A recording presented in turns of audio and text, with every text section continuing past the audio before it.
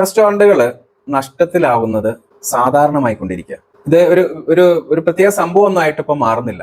ആദ്യമൊക്കെ റെസ്റ്റോറൻറ്റ് തുടങ്ങി അതൊന്ന് പരാജയപ്പെട്ടു പോകുന്നു എന്ന് പറയുന്നത് ഒരു വലിയ ഒരു പ്രയാസമുള്ള കാര്യമായിട്ട് സമൂഹം തന്നെ കണ്ടിരുന്നു. എന്നാൽ ഇന്ന് നമ്മൾ നമ്മളുടെ ഒരു ടൗണിലൂടെയൊക്കെ യാത്ര ചെയ്യുമ്പോൾ ഏറ്റവും കൂടുതൽ ഷട്ടർ ഇട്ടിരിക്കുന്ന ബിസിനസ്സുകൾ നോക്കിക്കഴിഞ്ഞാൽ റെസ്റ്റോറൻറ്റുകളോ കഫേകളോ ആയിരിക്കും. ഇതിന്റെ ഏറ്റവും പ്രധാനപ്പെട്ട കാരണം ഫിനാൻസ് മാനേജ്മെന്റിലുള്ള പരാജയമാണ് റെസ്റ്റോറൻറ്റുകൾ കൂടുതലായിട്ടും വളരെ പെട്ടെന്ന് ക്ലോസ് ചെയ്തു പോകുന്നതിന്റെ കാരണം. കൃത്യമായിട്ട് ഓരോ ദിവസത്തെയും നമ്മുടെ വരുമാനത്തെയും ചെലവുകളെയും നമുക്ക് വിലയിരുത്താൻ കഴിയാതെ പോകുന്നുണ്ട് പല ബിസിനസ്സുകളിലും.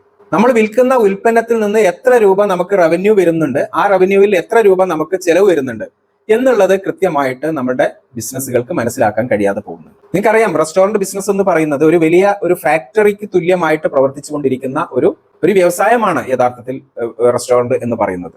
ഒരു ബിസിനസ് എന്ന് മാത്രം പറയാൻ പറ്റില്ല, ഒരു വലിയ വ്യവസായമാണ് റെസ്റ്റോറന്റ് എന്ന് പറയുന്നത്. അവിടെ എന്തുണ്ട്, നമുക്ക് റോ മെറ്റീരിയൽ കൊണ്ടുവന്ന് നമ്മുടെ ഉൽപ്പന്നങ്ങളാക്കി മാറ്റി അത് വിൽപ്പന നടത്തുമ്പോഴാണ് നമുക്ക് റവന്യൂ ജനറേറ്റ് ചെയ്യുന്നത്. അപ്പൊ ഈ കൊണ്ടുവരുന്ന റോ മെറ്റീരിയൽ ഉൽപ്പന്നങ്ങളാക്കി മാറ്റുന്ന സമയത്ത് ഇതിന് എത്ര രൂപ വില വരുന്നുണ്ട്, ഇതിന് എത്ര രൂപയ്ക്ക് വിൽപ്പന നടത്തണം, എന്നാലാണ് ഇത്ര രൂപ നമുക്ക് ലാഭം കിട്ടുകയുള്ളൂ എന്നുള്ളത് കൃത്യമായിട്ട് മനസ്സിലാക്കാൻ വേണ്ടിയിട്ട് നമ്മുടെ ബിസിനസ് ഉടമയ്ക്ക് കഴിയണം.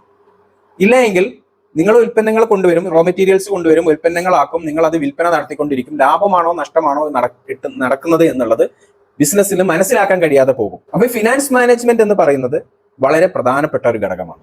നമ്മുടെ ചെലവുകളെ കൃത്യമായിട്ട് വിലയിരുത്താനും നമ്മളുടെ റവന്യൂവിനെ കൃത്യമായിട്ട് മനസ്സിലാക്കാനും അതിൽ നിന്ന് ചിലവ് കഴിച്ച് നമുക്ക് ഇത്ര ലാഭം ലഭിക്കുന്നുണ്ട് എന്നുള്ളത് നമുക്ക് മനസ്സിലാക്കാനും കഴിയുമ്പോൾ മാത്രമാണ് ബിസിനസ്സുകളിൽ ഫിനാൻസ് മാനേജ്മെന്റ് കറക്റ്റ് ആയിട്ട് പോവുക. ഇല്ല എങ്കിൽ ബിസിനസ്സുകൾ വളരെ പെട്ടെന്ന് പരാജയപ്പെടും. അപ്പൊ നിങ്ങളുടെ ബിസിനസ്സിൽ നിങ്ങൾ കൃത്യമായിട്ട് നിങ്ങളുടെ ചെലവുകളും വരുമാനവും നിങ്ങൾ കൃത്യമായിട്ട് മോണിറ്റർ ചെയ്യുക എന്നുള്ളത് വളരെ പ്രധാനപ്പെട്ടതാണ്.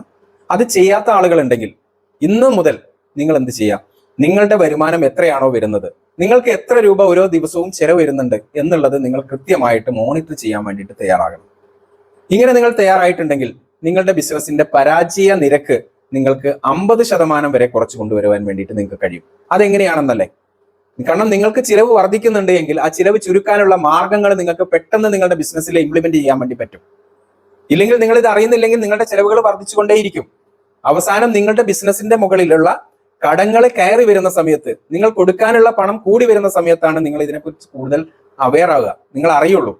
അല്ലെങ്കിൽ ബിസിനസ് ഇങ്ങനെ റൺ ചെയ്തുകൊണ്ടിരിക്കും. കാരണം വരുമാനം വരുന്നുണ്ട്, അതിൽ നിന്നെടുത്ത് ചെലവ് ചെയ്യുന്നുണ്ട്. അപ്പം വരുമാനവും ചിലവും തമ്മിൽ നിങ്ങൾ കൃത്യമായിട്ട് മോണിറ്ററിങ് ഉണ്ടാവാൻ വേണ്ടിയിട്ട് നിങ്ങൾക്ക് കഴിയണം. അങ്ങനെ ഉണ്ടെങ്കിൽ മാത്രമാണ് ബിസിനസ്സിനെ സക്സസ് ആക്കി മുമ്പോട്ട് കൊണ്ടുപോകാൻ വേണ്ടിയിട്ട് നിങ്ങൾക്ക് കഴിയുള്ളൂ. Thank you.